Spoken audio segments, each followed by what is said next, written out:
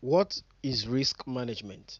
Right, ladies and gentlemen, I go by the name Cycon FX. It is said that we don't trade what we feel, we trade what we see. So, right, guys, today we'll be talking about risk management and how everything about risk management. Okay, and mind you, today I'm keeping my phone on portrait. I'm not using landscape. Okay, I'm using my phone to make this video. So let us understand them one after the other. Okay, so right now I'm going to select any of these. Okay, I'm going to select any of these. Okay, let me pick the volatility indices. Let's say 10s. Excuse me. Let's say 10s, and then let's get back to our codes and then open v10s. Then let me switch on my mobile data. Let it load. All right, guys. So we're talking about risk management, right? Now, most people do not understand what is risk management. Now, risk management is a guideline, okay? Is a protector of your account, okay? It is what every trader needs to understand before they get into the market, okay? So risk management. Once you hear about risk management, it's all about you knowing what you're about to risk in the market. Okay. So now we are explaining the risk management with charts. You don't just call everything risk management without understanding how it works.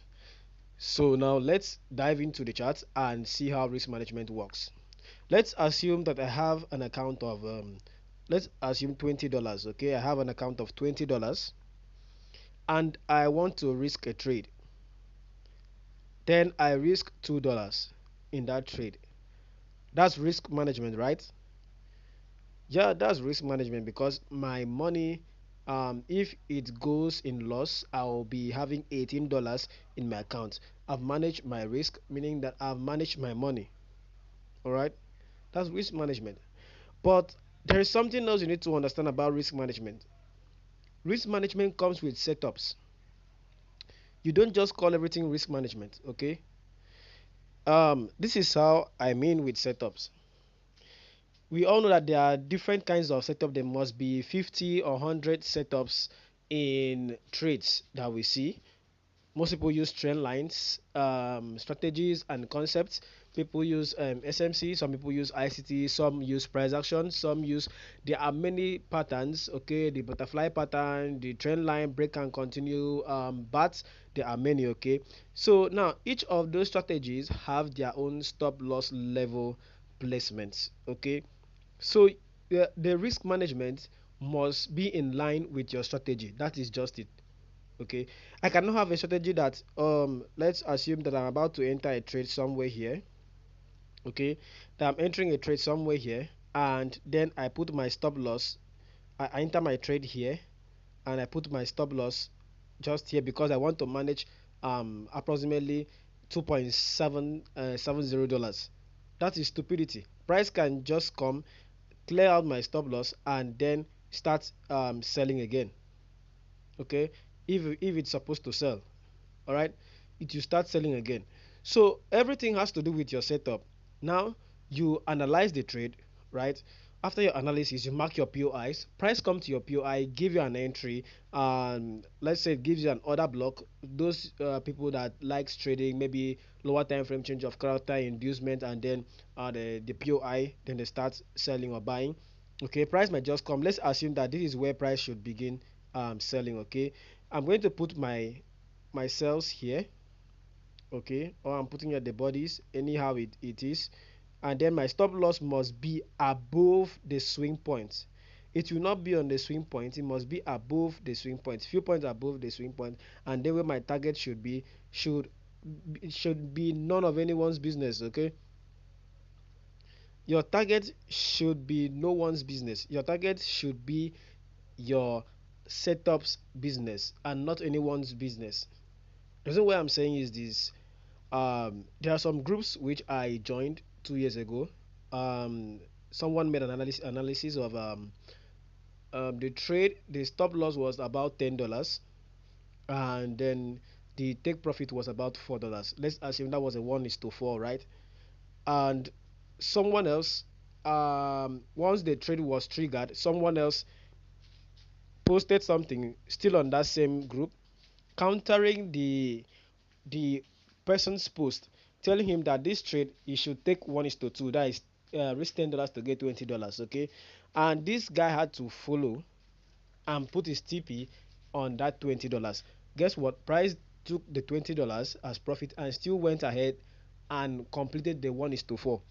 And the owner of the post came back and was saying, I wish I knew, I would have followed my analysis that had given me 1 is to 4. I would have gotten $40 by now, but I followed this guy's explanation and then I got 1 is to 2 and I went out of the trade.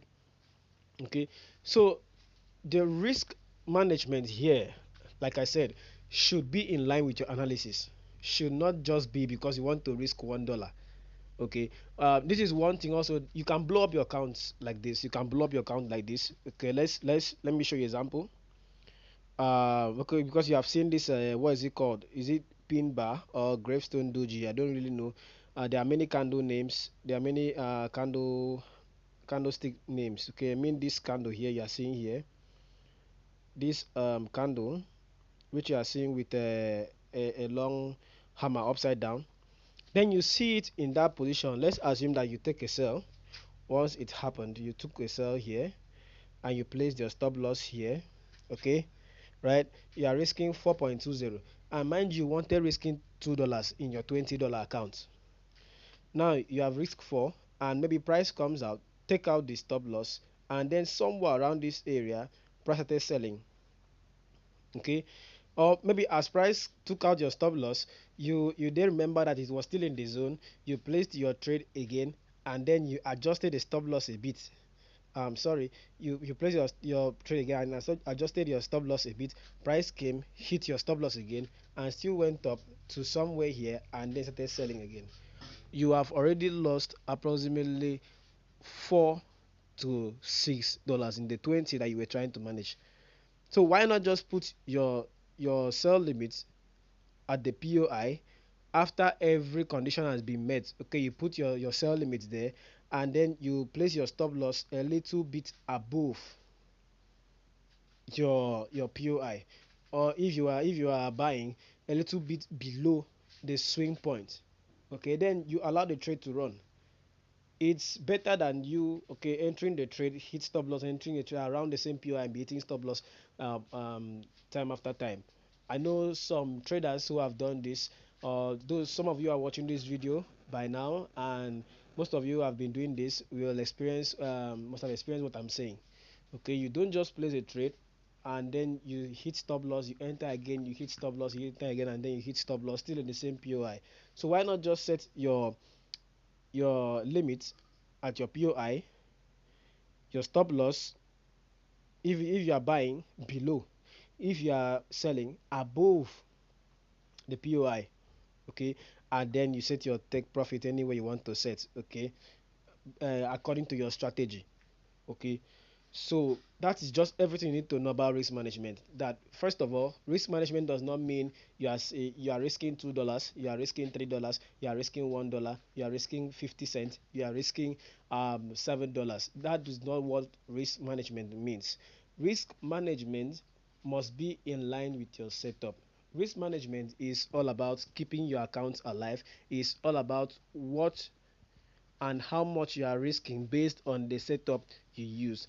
Now, this is why it is said that we should be using risk management. A lot of people don't really know.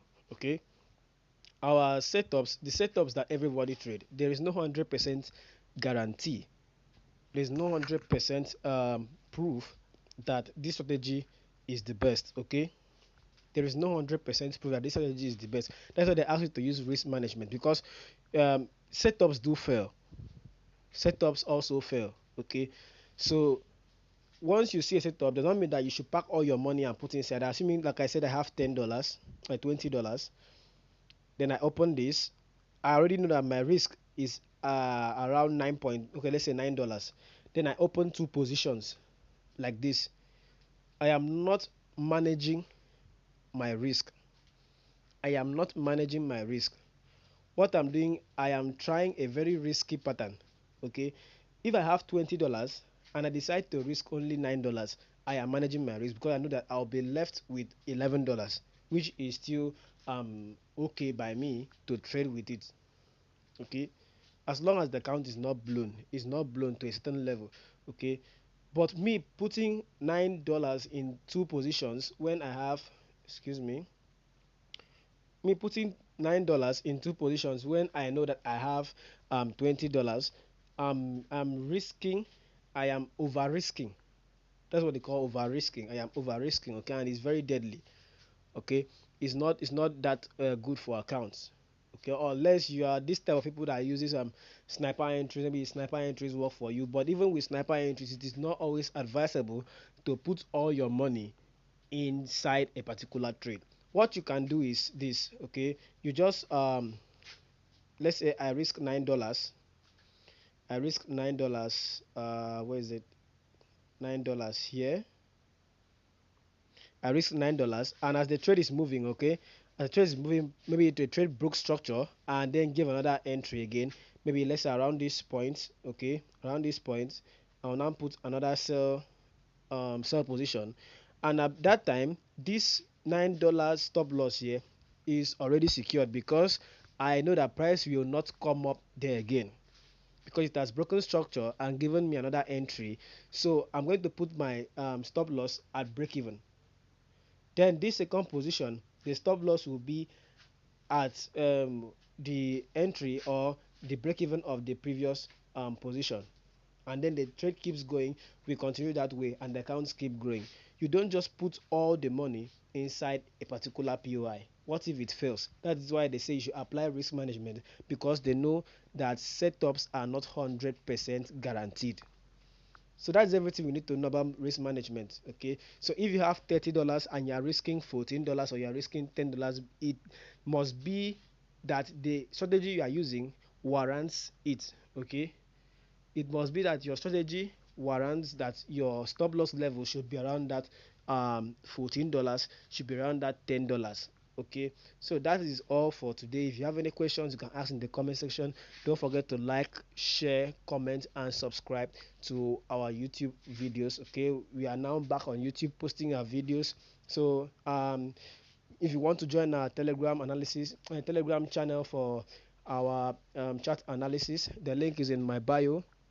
And also, if you want to join our WhatsApp Signal group, it costs $10 for 2 weeks. Okay, you can also message me there from Telegram at PsychonFX. Okay, guys. So once again, I go by the name PsychonFX. They said that we don't throw what we feel, we throw what we see. See you guys in the next videos to come when we'll be dropping our analysis.